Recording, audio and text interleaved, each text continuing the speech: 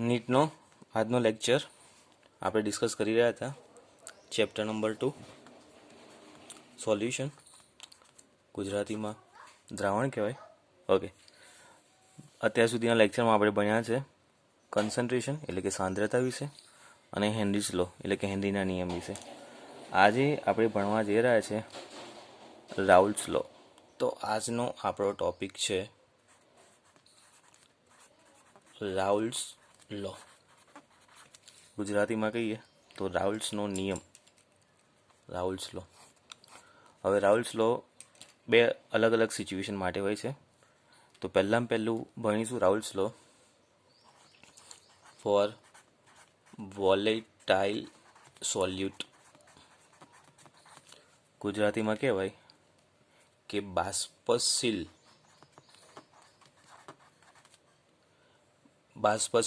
દ્રાવ્ય માટે. ઓકે, તો રાઉલ્ટ્સનો નિયમ કે રાઉલ્ટ્સનો લો ફોર વોલેટાઇલ સોલિડ માટે ભણીએ તો એક એક્ઝામ્પલથી સમજીએ આખું રાઉલ્ટ્સનો લો.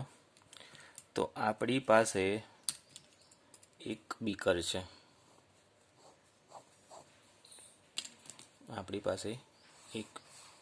છે, બીકરમાં બે લિક્વિડ ફિલઅપ કરેલા છે.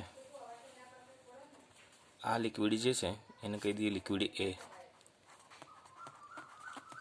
અને એની અંદર બીજું લિક્વિડ ભરેલું છે એને આપણે કહી દઈએ લિક્વિડ બી.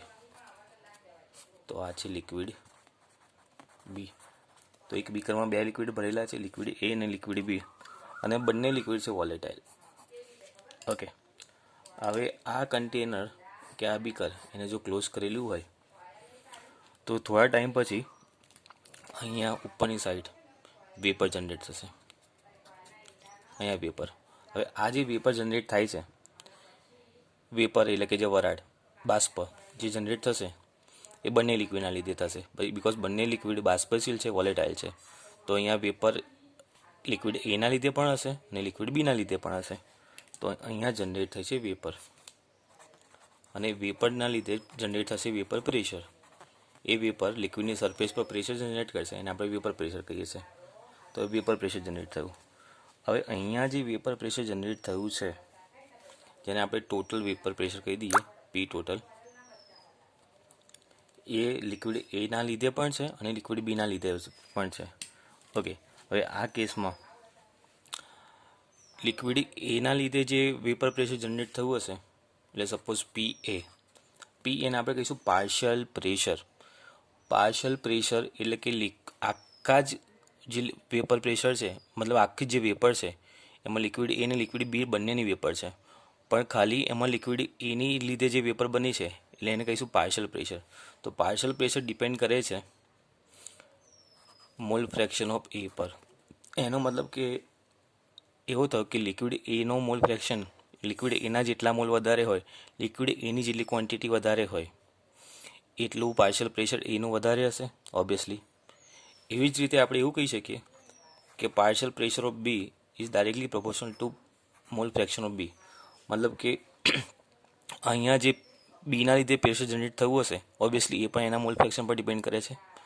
તો મતલબ કે બીના જેટલા મોલ ફ્રેક્શન વધારે હશે, બીના મોલ્સ જેટલા વધારે હશે, બીનું અમાઉન્ટ જેટલી વધારે હશે એટલા જ અહીંયા વેપર વધારે જનરેટ થશે. મતલબ એની અમાઉન્ટ વધારે તો એનું પાર્શિયલ પ્રેશર વધારે, બીની અમાઉન્ટ વધારે તો બીનું પાર્શિયલ પ્રેશર વધારે, એવું કહેવાય. ઓકે, હવે આપણે જો પ્રપોર્શન સાઇન કાઢવા જઈએ તો P A is equal to P0A into XA, અને અહીંયા PB is equal to P0B into XB. હવે અહીંયા જે ટર્મ્સ લખ્યા છે આપણે P0A અને P0B એ શું છે? તો P0A અને P0B શું છે? જ્યારે પણ કોઈ ટર્મિનોલોજી પર 0 કે નોટ વર્ડ યુઝ થાય એનો મતલબ કે એ પ્યોર ફોર્મમાં સોલ્વન્ટ હોય, ત્યારે પ્યોર સ્ટેટમાં હોય એ સોલ્વન્ટ, પ્યોર સ્ટેટમાં હોય એ ટાઈમે એને જેટલું વેપર પ્રેશર જનરેટ કર્યું હશે એને આપણે કહીશું P0A અને P0B. P0A નો મતલબ એવો થયો કે ખાલી લિક્વિડ એ છે અને લિક્વિડ એ વાળું બીકર જ્યારે વેપર પ્રેશર જનરેટ કરે છે, ખાલી લિક્વિડ એ એકલું પ્રેશર હોય ત્યારે, તો એના લીધે વેપર પ્રેશર મળ્યું હોય P0A. ખાલી લિક્વિડ બી વાળું બીકર હોય અને એના લીધે જે વેપર પ્રેશર જનરેટ થશે એ થશે P0B. મતલબ કે P0A P0B શું છે કે એ લિક્વિડ જ્યારે પ્યોર ફોર્મમાં હોય, મિક્સર ફોર્મમાં નહીં, પ્યોર ફોર્મમાં, અને એ જે વેપર પ્રેશર જનરેટ કરે એને P0થી ઇન્ડિકેટ કરાય. અને આપણને ખબર છે કોઈ પણ ટેમ્પરેચરની જો કન્ડિશન સેમ રાખવામાં આવે, બાકી બધી કન્ડિશન સેમ રાખવામાં આવે તો, અને ફિક્સ અમાઉન્ટ ઓફ લિક્વિડ લેવામાં આવે તો એનું જે વેપર પ્રેશર છે ફિક્સ થશે, મતલબ એ કોન્સ્ટન્ટ થશે. એટલા માટે અહીંયા કોન્સ્ટન્ટ મૂક્યો છે P0A અને P0B. તો P0A P0B શું છે કે જ્યારે એ લિક્વિડ ઇન્ડિવિજ્યુઅલ હોય, અલગ અલગ અમાઉન્ટ, અલગ અલગ બીકરમાં હોય, અને એ જે વેપર પ્રેશર જનરેટ કરે એને આપણે P0A અને P0B કહીશું, તો પ્યોર સ્ટેટમાં હોય ત્યારે. તો ઇન શોર્ટ આનો મતલબ એ થયો કે P એ છે એટલે કે પાર્શિયલ પ્રેશર ઓફ એ છે એ એના અમાઉન્ટ પર ડિપેન્ડ કરે છે, પાર્શિયલ પ્રેશર ઓફ બી છે એ બીના અમાઉન્ટ પર ડિપેન્ડ કરે છે. પણ અહીંયા તો બીકરમાં જે વેપર પ્રેશર છે એ તો વેપર પ્રેશર કેવું છે, ટોટલ વેપર પ્રેશર છે. તો આપણે એ કેસમાં આપણે એવું લખી શકીએ કે જે ટોટલ વેપર પ્રેશર છે, ટોટલ વેપર પ્રેશર જે છે એ PA એટલે કે એના લીધે પણ પ્રેશર જે મળ્યું છે એ, પ્લસ PB, પીના લીધે પણ જે વેપર પ્રેશર મળ્યું છે એ છે. હવે આપણને PA અને PBની વેલ્યુ ખબર છે. PA ઇઝ ઇક્વલ ટુ શું છે તો P0A into XA. PB is equal two શું છે તો P0B ઇન્ટુ XB છે. ઓકે, તો આ મળી આપણને P ટોટલ વાળી ફોર્મ્યુલા. હવે આપણને બધાને ખબર છે કે કોઈ પણ મિક્સરની અંદર જે પણ કમ્પોનન્ટ હોય એ કમ્પોનન્ટના મોલ ફ્રેક્શનનું એડિશન, સરવાળો ઓલવેઝ 1 થાય. તો અહીંયા બે કમ્પોનન્ટ છે A અને B, એ બંનેના મોલ ફ્રેક્શનનું એડિશન 1 થશે. તો આપણે XBને સબ્જેક્ટ બનાવીએ તો 1 - XA થાય. હવે XBની જગ્યાએ અહીં 1 - XA મૂકીએ તો આપણને આ ફોર્મ્યુલા કેવા ફોર્મ મળશે તો P total is equal to P0A into XA plus P0B. XBની જગ્યાએ આપણે મૂકીશું 1 - XA. ઓકે, તો P0A into XA plus P0B multiply કરીએ બ્રેકેટમાં માઇનસ P0B XA. હવે જો આ બે ટર્મ જે છે P0A XA અને P0B XA, એમાંથી કોમન શું નીકળશે, XA કોમન નીકળશે. XBની જગ્યાએ આપણે 1 - XA મૂક્યું તો આમાંથી કોમન શું નીકળ્યું, XA કોમન નીકળ્યું. તો અહીંયા વધ્યું શું તો P0B પ્લસ આમાંથી કોમન કાઢ્યું XA, તો અહીંયા વધશે P0A minus P0B into XA. તો આપણને આ ફોર્મ્યુલા મળી ગઈ P ટોટલની. તો આ P ટોટલની ફોર્મ્યુલા. ઓકે, તો આ ફોર્મ્યુલા ક્યારે યુઝ કરે તો આ ફોર્મ્યુલા યુઝ કરે જ્યારે મિક્સરની અંદર બંને લિક્વિડ હોય અને બંને વોલેટાઇલ હોય ત્યારે. સ્પેસિફિકલી આપણું જે સોલ્યુટ છે, દ્રાવ્ય છે, એ બાષ્પશીલ, મતલબ કે સોલ્યુટ વોલેટાઇલ હોય ત્યારે આ ફોર્મ્યુલા યુઝ કરે. તો આ થયો રાઉલ્ટ્સ લો સોલ્યુટ વોલેટાઇલ હોય એના માટે, કે બાષ્પશીલ દ્રાવ્ય હોય એના માટે. તો ટોટલ પ્રેશર ફાઇન્ડ આઉટ કરવાની ફોર્મ્યુલા. ઓકે, હવે બીજી જે રાઉલ્ટ્સ લો જે છે જે આપણને ખબર છે એ છે નોન વોલેટાઇલ સોલ્યુટ માટે. નોન વોલેટાઇલ સોલ્યુટ, એ નોન વોલેટાઇલ સોલ્યુટ ભણીએ એના પહેલાં એક ફોર્મ્યુલા આપણે જોવાની છે. એ ફોર્મ્યુલા તમને કહી દઉં કે જ્યારે વેપર ફેઝની અંદર તમારે મોલ ફ્રેક્શન કેલ્ક્યુલેટ કરવા હોય, કે વેપર ફેઝની અંદર પાર્શિયલ પ્રેશર કેલ્ક્યુલેટ કરવી હોય તો એની ફોર્મ્યુલા છે PA is equal two YA into P total, એટલે કે partial pressure of A into mall fraction of A into P total. તો આ છે પાર્શિયલ પ્રેશર, આ છે મોલ ફ્રેક્શન, મોલ અંશ જેને ગુજરાતીમાં કહીશું, અને આ છે ટોટલ પ્રેશર. તો આ ફોર્મ્યુલા શેના માટે છે, વેપર ફેઝ માટે છે, બાષ્પ અવસ્થામાં માટે છે. તો આ ફોર્મ્યુલા છે જ્યારે બાષ્પ અવસ્થામાં તમારે આંશિક દબાણ પાર્શિયલ પ્રેશર શોધવું હોય તો ફોર્મ્યુલા છે partial pressure is equal two YA. અહીંયા Y કેમ વર્ડ યુઝ કરે છે, બિકોઝ આ જે X હતો એ સોલ્યુશનના કેસમાં મોલ ફ્રેક્શન હતો. X યુઝ કરે સોલ્યુશનમાં હોય ત્યારે, પણ Y વર્ડ યુઝ કરે જ્યારે મોલ ફ્રેક્શન વેપર ફેઝમાં હોય ત્યારે. અને અહીંયા P ટોટલ એટલે ટોટલ દબાણ. તો partial pressure is equal to mole fraction in vapour phase into total pressure. એવી જ રીતે PB માટે પણ સેમ આપણને ફોર્મ્યુલા મળે, PB is equal two YB into P total. તો આ ફોર્મ્યુલા છે જ્યારે તમારે બાષ્પ અવસ્થામાં વેપર ફેઝમાં પાર્શિયલ પ્રેશર ફાઇન્ડ આઉટ કરવું હોય તેના માટે. તો થયો Raoult's law for volatile solute and volatile solvent. હવે આપણે ભણવાના છે Raoult's law for non volatile solute. તો નેક્સ્ટ ટોપિક છે આપણો રાઉલ્સ લો પણ શેના માટે? નોન વોલેટાઇલ સોલ્યુટ માટે. નોન વોલેટાઇલ સોલ્યુટ, જેને ગુજરાતીમાં આપણે કહીએ છીએ અબાષ્પશીલ દ્રવ્ય. અબાષ્પશીલ દ્રવ્ય. ઓકે, હવે આ વસ્તુ પણ એક એક્ઝામ્પલથી સમજીએ. તો આપણી પાસે રિએક્શન માટે એક બીકર છે. દર વખતે આપણે બીકર જ લઈએ છીએ. બીકરની અંદર કોઈ લિક્વિડ છે, માની લો વોટર ફિલઅપ કરેલું છે. કોઈ લિક્વિડ છે, માની લો વોટર છે. લિક્વિડ તો આપણને ખબર છે, સોલ્વન્ટ જે છે એ વોલેટાઇલ હોવાનું છે. સોલ્વન્ટ એટલે કે દ્રાવક, ગુજરાતીમાં દ્રાવક કહેવાય. ઓકે, હવે એની અંદર કોઈ નોન વોલેટાઇલ સોલ્યુટ, કોઈ સોલિડ ઉમેરીએ અંદર. માની લો એની અંદર કોઈ સોલિડ ઉમેર્યું આપણે, સોલિડ સબસ્ટન્સ. તો અહીંયા કોઈ સોલિડ ઉમેર્યું. આ સોલિડ છે, આ સોલિડ છે, સોલ્યુટ. સોલ્યુટ આપણને ખબર છે સોલિડ હોય તો નોન વોલેટાઇલ હોય. નોન વોલેટાઇલનો મતલબ અબાષ્પશીલ હોય. ઓકે, હવે આ રિએક્શન મિક્સર જે છે બીકરને કરી દે ક્લોઝ. ઓકે, હવે આપણી પાસે સોલ્યુશન છે. સોલ્યુશનમાં અંદર લિક્વિડ જે છે સોલ્વન્ટ છે, દ્રાવક સોલ્વન્ટ છે, અને સોલ્યુટ સોલિડ છે, મતલબ એ અબાષ્પશીલ હશે. હવે અહીંયા જે વેપર બનશે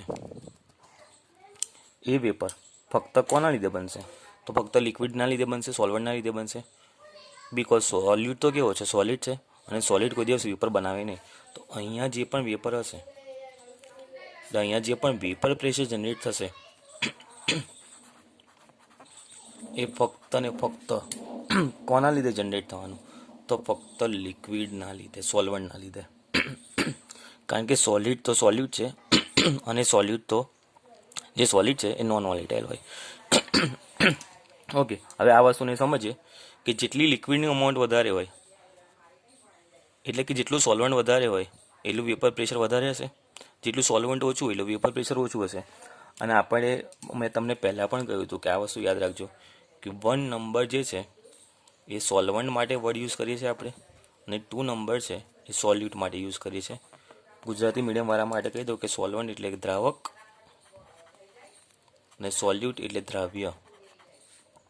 ઓકે, તો આપણા આ કેસની અંદર આપણાથી એવું લખી શકાય કે P1 is directly proportional two X1. હવે સમજો અહીંયા P1 ને X1 શું છે?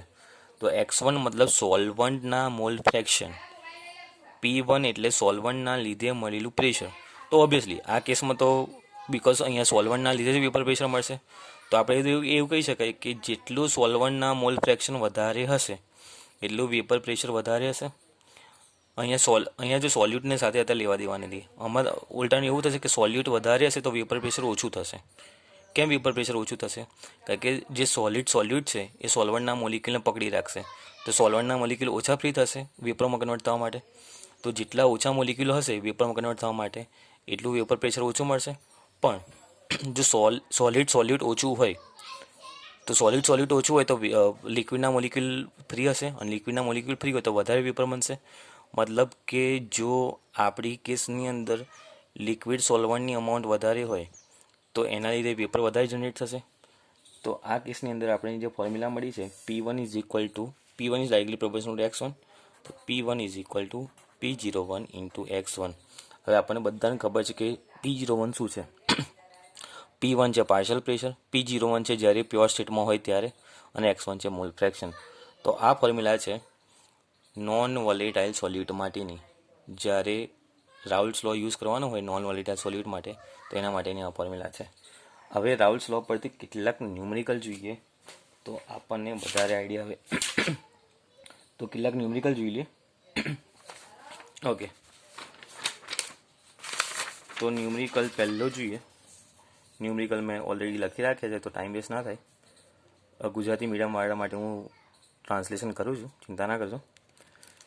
તો પહેલાં પહેલું ન્યુમેરિકલ છે the vapour pressure of pure liquid A આપેલું છે 40 mmHg 310 કેલ્વિન ટેમ્પરેચર પર. અને vapour pressure of this liquid જ્યારે સોલ્યુશન બીમાં મિક્સ કર્યું તો 32 mmHg છે. અને mole fraction of A calculate કરવાનો છે. તો અહીંયા કેલ્ક્યુલેટ કરવાનો છે મોલ ફ્રેક્શન ઓફ એ. અને આપણને vapour pressure of pure liquid A આપ્યું છે 40 mmHg અને vapour pressure of this liquid in solution with liquid B 32 mmHg આપ્યા છે. અને આપણે મોલ ફ્રેક્શન કેલ્ક્યુલેટ કરવાનું કહ્યું છે. ગુજરાતી વિડીયો મારા માટે બાષ્પ દબાણ આપેલું છે પ્યોર લિક્વિડ જ્યારે પ્યોર દ્રાવણ હોય એનું 40 mmHg અને વેપર પ્રેશર બીની અંદર હોય તો 32 mmHg આપ્યો છે. આપણને બધાને ફોર્મ્યુલા ખબર છે. PA is equal two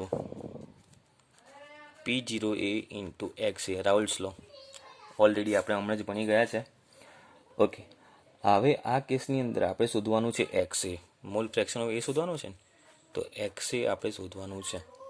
okay, આપણને પાર્શિયલ પ્રેશર ઓફ એ આપેલું છે. કેટલું આપેલું છે પાર્શિયલ પ્રેશર ઓફ એ?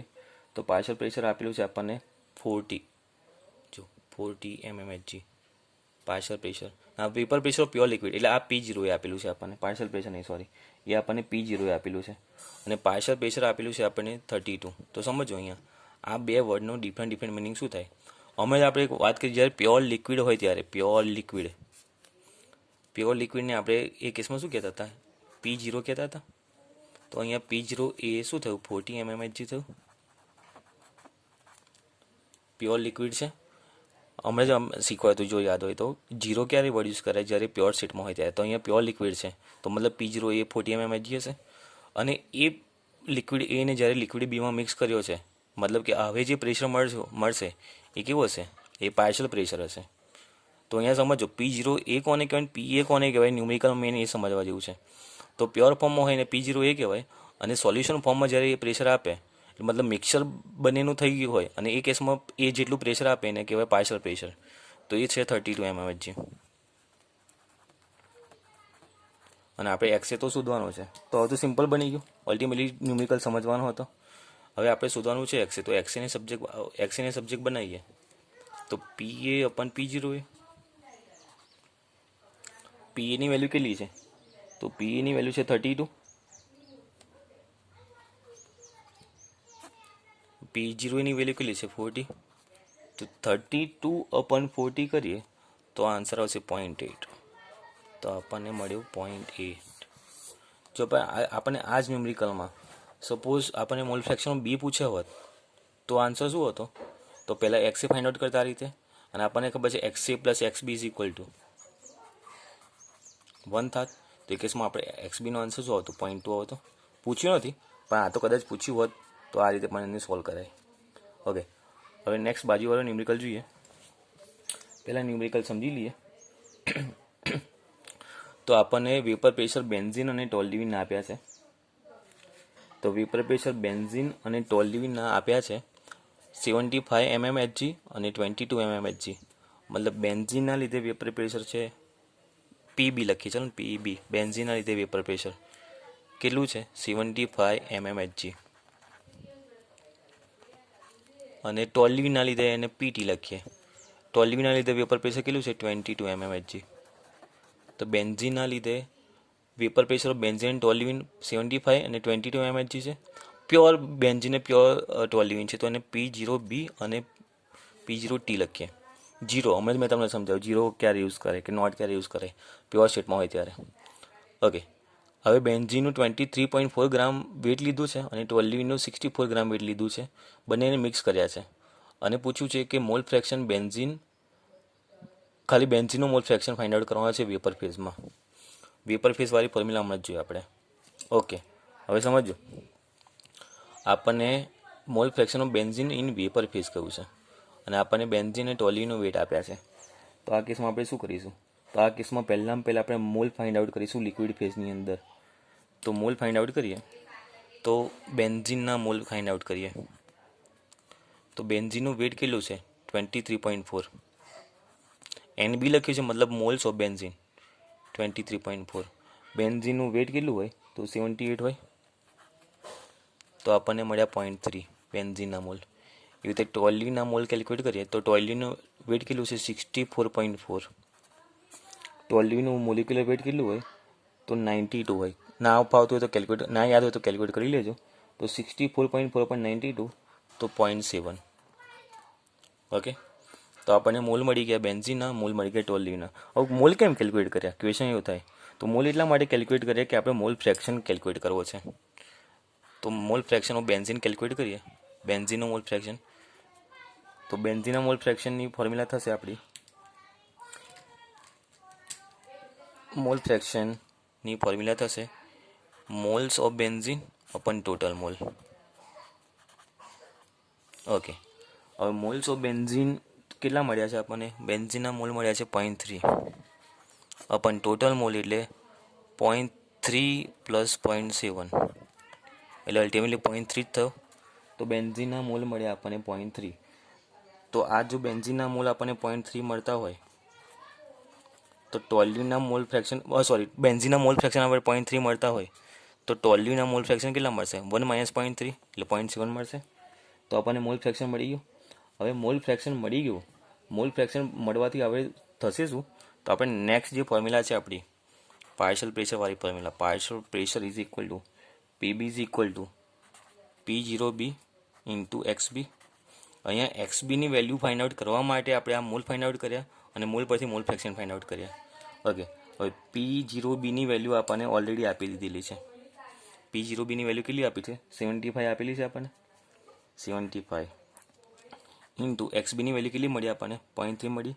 તો 75 ઇન્ટુ 0.3 એટલે 22.5 જેવું થશે. તો 22.5 mmHg મળ્યા PB.